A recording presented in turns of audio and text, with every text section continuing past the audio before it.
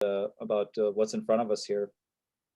So we're here to talk about considering policy 37, signs, objects, and other communicative structures on public property. And Tyler can walk us through the history and what policy 37 is all about. Yeah, so the history on this, is you probably know, this has come to the board 2 different times during your December prioritization. It was put on to the Community and Business Relations to review. I do want to note there was one other time this did come to Community and Business Relations. I believe at the time, Trustee Warren, Trustee Bockhorst, and then Ann McCaig, when she was on the board, were part of that committee. And they recommended the current policy in its current draft form. So the talking points at that time, and I don't want to misquote anyone, but I think the main talking point was they wanted to follow current case law, is what they felt most comfortable with. So that's why the policy was drafted that way. But they still wanted to include the HRC recommendations, so we didn't lose that history of what they wanted. So, that's the policy in its current state. So now as you as a Community and Business Relations Committee, and none of the 3 of you were on that committee when it was initially reviewed. So if you want to go in a different direction with it, feel free to let me know, and I can certainly make revisions accordingly to the feedback you provide. Just want to give you an opportunity to discuss it amongst the 3 of you and ask any questions. Right, Trustee Carpenter, Trustee Amenta, do you guys have any questions for Tyler?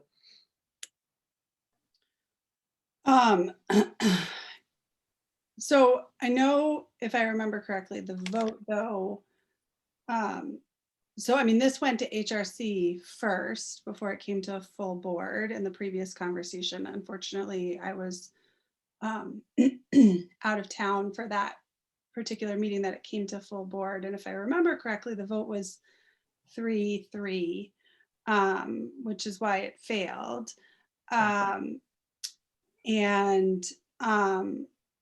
So I think for me, I understand, I would like to, I guess, what I'm trying to say, I guess, is go back to, what the HRC's recommendation was, which is that there is nothing, that there's no religious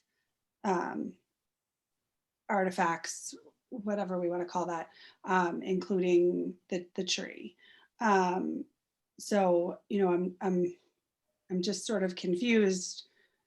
There was, there was a request this year. Is that why we're coming back to this again, to revise the policy because there was a request? And if that is the case, I really do support us being, being clear and not having any religious, at the end of the day, to me, it's a Christmas tree. And yes, that is what the US Supreme Court has said, but it is a Christmas tree. That is the intention of it. So that is my thought. Okay. So. Trustee Amenta, what are your thoughts on the topic?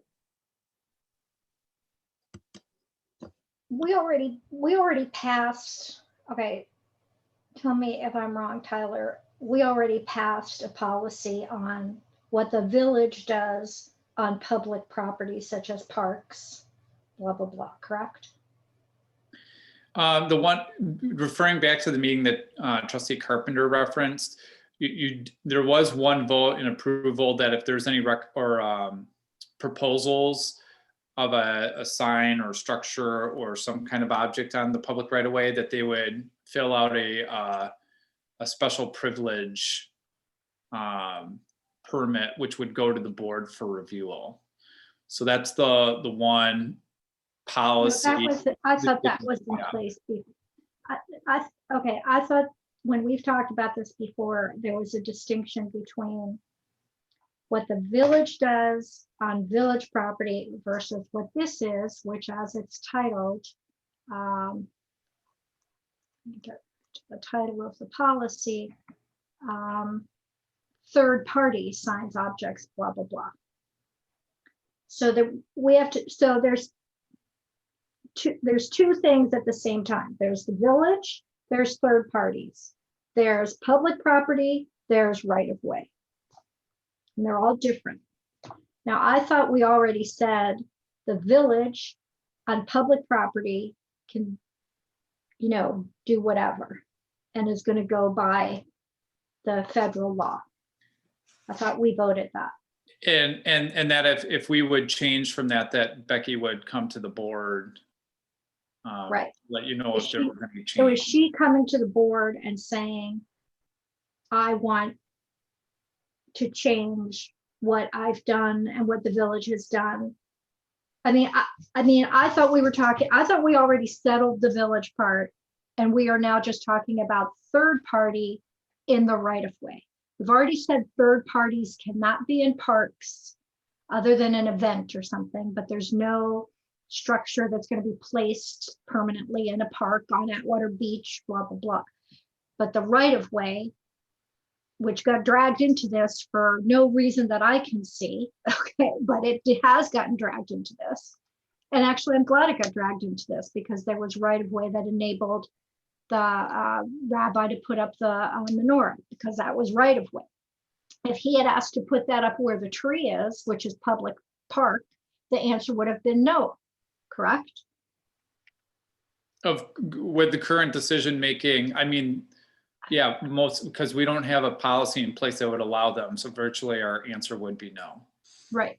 So on right of way, there's a question of what do we allow third parties to do in right of way? So are we talking about that? Or are we talking about the village sponsored holiday tree on public property that the village does? What are we talking about? We're talking about the signs and communicative structures In the right of way. policy, which, right, it summarizes the two matters that you just perfectly summarized. So But the I thought village, we already voted. I know we already voted on one. Jessica, do you remember? Because I know we voted on one of these. and Yeah, that's I just thought- that's summarized in the policy, but we have that all as one policy.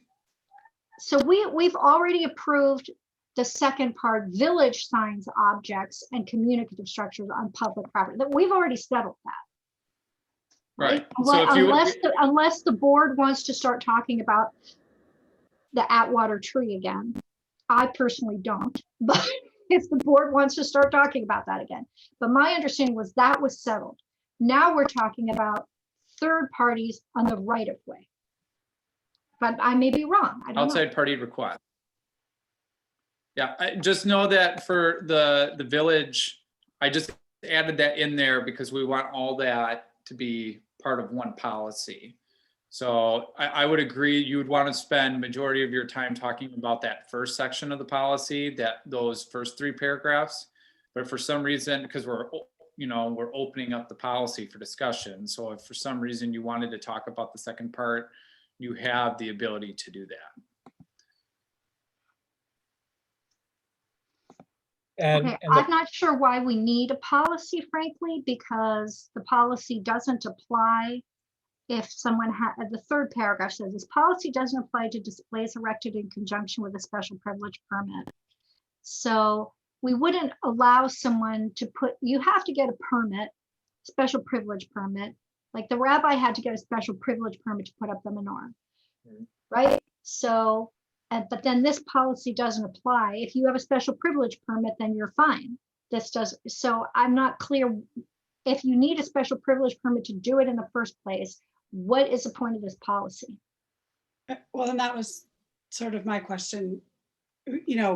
Isn't this all done on a sort of case by case basis? So, if someone wants to put something in the right of way, they come to you, Bart, and say, I'd like to apply for a special privilege permit. And then you come to the board and the board says, yes or no. I mean, and, you know, a lot of times it's just on the consent agenda and is approved or not, you know, or pulled from the consent agenda. So I guess my question is this to make the process easier for staff, or is this because we don't feel good about the process? Like, I'm just a little bit confused because my understanding as I was going through everything was the what Trustee Menta was talking about, which is the, you know, the tree discussion, which I'm perfectly happy to have the tree discussion again. I feel pretty strongly about it, but apparently I'm alone. So No one wants to talk about trees no anymore. one wants to talk about the tree. It's fine. You know, so I mean, looking at this policy, policy 37, I kind of think it clearly spells all of this out. Am I wrong? I mean, if we were to go ahead and recommend bringing policy 37 to the full board, I mean, it is laying out some of those things that you're addressing here, Trustee Menta. I'm fine with not having a policy, and just if someone wants to do something in the right of way, they get a special privilege permit, and that's our, you know, our policy. And I mean, you know, I guess the tree discussion, you know, is a legitimate discussion if the village manager, which I believe was her feeling, like she doesn't want to have to make that decision about the tree. You know, so I mean, I guess that's a legitimate thing for the board to talk about. I think that's probably what this is all coming down to. I mean, I think that's the one sticking point. I think we can all agree that you know, somebody that comes to the village needs a special permit, but I really think this whole policy is trying to get at the tree and what to do with the tree every year. And, you know, I do think that, you know, reading through in the memo that what all the other communities are doing, and we're the only community that has a tree on public property. It's, you know, it's really hard when we want to say we're this really inclusive community and we're the most inclusive community and most, you know, welcoming community in the Milwaukee area. And that's what you see when you drive up to like our prized park. You know, as a Jewish person, like it doesn't feel welcoming and it doesn't feel inclusive. And, you know, for the first time ever this year, I have felt like, wow, great. There's a menorah next to our Christmas tree. Like I feel included and I am willing to give up the menorah. And I fully recognize and I fully am in support of separation of church and state, but I'm willing to give all of that up if there's no tree. Like it is a Christmas tree. It is called a Christmas tree. And, you know, Jews don't have Christmas trees in their home for that reason. And so, I mean, I know that I'm probably not in that I'm in the minority and that lots of people think it is pretty and it's nice, but there is a message in that. And, you know, I think that as a welcoming, diverse community, we need to be cognizant of that message. Now, I wonder, is there, you know, if we didn't light the evergreen, and I understand what you're saying, you know, I know there's a lot of community support for it, but there's probably also quite a few people that feel the same way you do, and we're trying to be inclusive here in our community. Is there anything else at Atwater that we could put lights on, you know, that wouldn't feel so offensive? I mean, the Plensa's lit, like.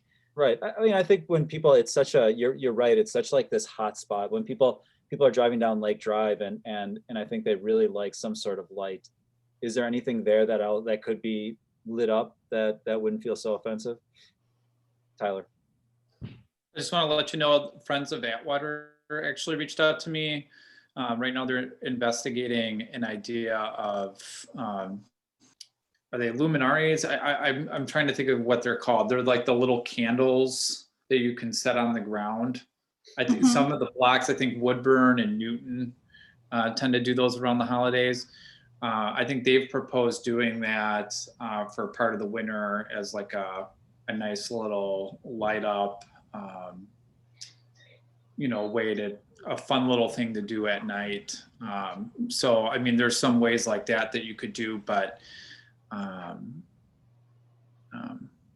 Or like, I mean, you know, from that flagpole, could we string lights, in the winter? And I also think, it's a long, long winter. So, if it went long past Christmas, I would feel like I'm not, everyone's like, oh, it's just such a dark winter. Well, I mean, it's December 20, it's over. Like, winter is not over Good point. That's a in really valid Milwaukee point. Yeah. until like March. So, I mean, I think I understand the thought about lights and the prettiness that brings to winter, but like, there are many other ways that we could light Atwater Park and not be, religious and have religious significance. Tyler, maybe that's something that we can, I hate to kick it back to another committee, but maybe the Parks Commission or Parks Committee can take a look at that and maybe bring back some creative ideas. Because I think there's something, if the tree is the sticking point, but everybody wants the lights, maybe there's something we can do more creative. We can be more creative with Atwater and light it up in a different way, that goes past Christmas, maybe not all the way through, the winter, but far enough where it's not significantly a Christmas sort of thing. Kind of like our snowflakes that we have, they stay up for, for the most part all winter. So if there's anything like that that we can do at Atwater, that'd be awesome. I'd love to hear some creative ideas for what we can do. Yeah, I was just thinking as you were saying that at the feast, if you remember how like the lights were draped, Yeah. Something like that I think would be nice to have in that park and would, really, I mean, because all of the discussion that I've heard, and I'm sure you guys have heard as well from residents, is that it, brings light in the darkest months. And I can't deny that, but it is religiously significant. So The Supreme Court does say it's secular, but I get you. I get it. I know. with a bunch of Christian I get men, it. well, few I one mean- and one Jewish person, but I'm in favor of, I mean, instead of like restricting it and not doing the Christmas tree and doing some other, I mean, I think we should open it up. And if there's a Diwali thing or, I mean, there is a certain bias because we're just doing it during December, but I guess you could also say December's the solstice, it's the darkest month. But I really am not concerned about, the Nazis or the Wiccans or the, whatever. I mean, I'm just not concerned about that. I think the compromise that we came to this year of allowing there to be a menorah and a tree was a really good compromise. And I would rather go for everything than go for nothing, frankly, or go for just a tree. I think just a tree is not what the HRC, and I get that, but doing nothing, I think, and my feeling about it this past year, 2020, was like it was such a miserable year in so many ways. I mean, and I heard from many, many people who clearly have an attachment to it and feel, I don't know, proprietary isn't the exact word, but, I don't know. I think I heard from a number of people who were very upset that we were talking about not lighting the tree. And it didn't, and you could argue that there's other people of other faiths and it's exclusionary, and it didn't matter, and so I mean, from that perspective, I think allowing everything is a better option than saying no to the tree. That's where I am on it. What do you think about that, Trustee Carpenter? Is that something that you would entertain? Would we then reach out to a rabbi every year and say, you're welcome to come if you want? Or does the village buy our own menorah and put it up? I mean, how far do we go? I mean, I am open to that idea. But I don't think we need to buy our own menorah. I can tell you with pretty much certainty. I mean, I know the rabbi that put asked to buy that applied for the special privilege permit, I think that they would be ecstatic to put up a menorah every year and having that, pretty prominent location. I'm open to that idea. Like this year felt a lot more inclusive to me than in the past, where it's just a Christmas tree. If the tree thing is like a big deal, which it is, not if, but so I'm more I'm open to that idea. I think nothing would be nice too, but Yeah, I get, I just get nervous, and I guess I see the tree differently. I wasn't raised religious and I just look at it as a tree with lights. So I'm sorry, I don't see it religiously too much. But the menorah is clearly religious, and I get a little nervous when we start mixing, kind of religious symbols on public property. So I think it's just something to be conscious of. I really like the idea of potentially lighting other things up and doing something creative with Atwater, and keeping the menorah at Wood Square with the Christmas tree, with the holiday tree. No, but I think Wood Square, we've had that there for years, and it's been actually really successful. And I would love to see that continue, and then something creative be done with Atwater, and not so much just lighting up the evergreen, because I think people just want lights. Tyler? So two things I just want to clarify. Trustee Ursink, I heard you mention having the Parks Commission review some creative lighting solutions. Trustee Amenta and Trustee Carpenter, would you be supportive of that idea of going to the Parks Commission for their review? I would be supportive of that. I'm not on mute. I would be supportive of that. I don't know that I would want that I guess, is that in lieu of the tree? Is that the thought? Yeah, Okay. I think that would be my consideration, is not lighting the evergreen, but figuring out different things to light or to do that are, at Atwater Park, instead of lighting up the tree like that. And then having nothing else in the park. And having nothing else, like no menorah, no evergreen tree, but maybe some other lights on a flagpole, or something else creative that maybe they can brainstorm. I'm open to that too. Okay. I think either one of the directions, just having the tree just feels really exclusionary. Yeah, and I feel like it's such a hot button topic that we just need to figure out a solution to get past this conversation, and figure out something that we can just kind of settle on and move forward with. Tyler, does this help you at all with what we've been kind of tasked with tonight? Yeah, I can definitely go to the Parks Commission, which will be the Parks and Public Spaces Committee. So that will be a good item for them to weigh in on and provide their feedback to the committee. So once I get that, I can bring it back. The only piece I want you to note is part of Attorney Baer's notation on this was, not just to think about holiday decorations, but signs and other structures. So for instance, if our policy is to continue and just have people fill out a special privilege permit, we would also have to consider if someone wants, not just a holiday decoration. So if someone wanted to put up a sign that said X, Y, or Z, and it's not even holiday related at all, but wanted to put it in the public right of way at that, general vicinity, we would have to go through that same process that we have now. So, and if that's how the board wants to proceed, we can do that. But I just want you to be aware that, how this general policy is written, it's just not holiday decorations, but it's those signs and other communicative structures. And what's our liability on that? Let's say we have somebody that comes in and wants a sign that is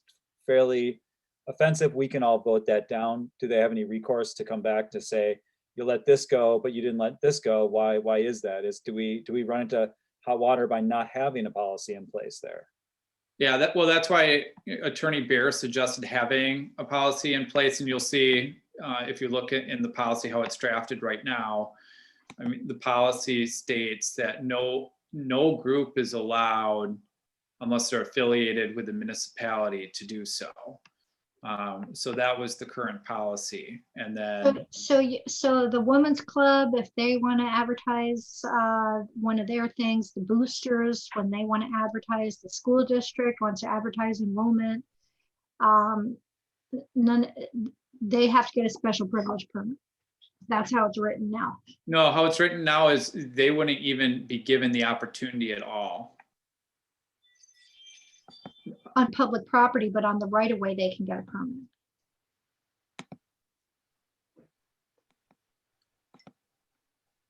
We grant permits in the right of way, right? Yeah, we do.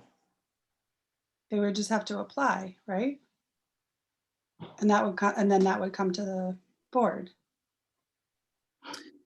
Well, anything within, I should specify, anything under 24 hours wouldn't. And with that's their second paragraph that clarifies that, because Well, that I mean, would be they definition. could still do it on private property too. They could, correct. So you could still have people posting it in their front yards, but parkway, islands, you know, But stuff like trustee, that. you're correct on the public right of way. If it qualifies for a special privilege, we have that exemption in the third paragraph there that they could still apply for it under that. That part's correct. I'm just pointing out that there's, you know, there's regular events that happen every year that, you know, the chicken barbecue, the holiday sale that the Women's Club has, the Booster Club sale. I mean, there's regular things that happen. There's posters for the drama productions, that kind of thing. So I don't know. I don't want to adopt policies and ordinances that we then don't enforce. So, I mean, that's kind of counterproductive. So I guess I'm saying I would broaden the list of who we allow to post in the right of way to more like community organizations. You know, I'm not sure why we're being so restrictive to just organizations related to the village specifically. To trustee Ersing's question, I think Attorney Bear had the position he did, because if you okay to community groups, but not to certain residents, there could be a liability factor there. I think that was Attorney Bear's comment. Because of First Amendment stuff?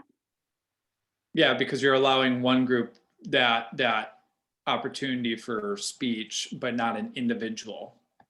Right. Or other groups. But if that community group that came was to the his village, argument. if the community group came to the village and said, you know, let's say Shorewood Little League wants to put up a sign at Atwater, if they came to the village, you know, Bart could then, you know, say, well, we've got to go to, would that have to go to a full board? If, you know, I mean, that's kind of, we're in a situation right now where the Little League is putting out signs, but for registration on February 15th, but we, you know, we'd have to come to the village board and ask to put a yard sign at Atwater. Is that how it's currently constructed? Yeah. Well, you wouldn't be allowed to put it at the park, but you'd be allowed to put it at the right of way. Like Right away, if you got a special privilege permit. Yeah. Okay. So special. Oh, so based on time, I heard the feedback is look at some creative solutions on lighting with the Parks and Public Spaces Committee. So I'll use that as a next step.